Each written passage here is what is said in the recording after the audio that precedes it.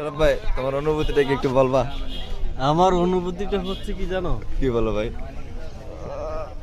কি তরকারি ব্যস্ত আসছো না ঘুমাতে আসছো? আমার তো ঘুম চলে আসছে। আচ্ছা আজকে বাজারের পরিস্থিতি দেখে তোমার অনুভূতিটা কি বলো? বাজারের পরিস্থিতি দেখে মনে হচ্ছে যে আজকে আমার তরকারি বেচতে পারবো না। আয় হায় হায় রে, এই তো দুঃখের বিষয় আর হতে পারে না।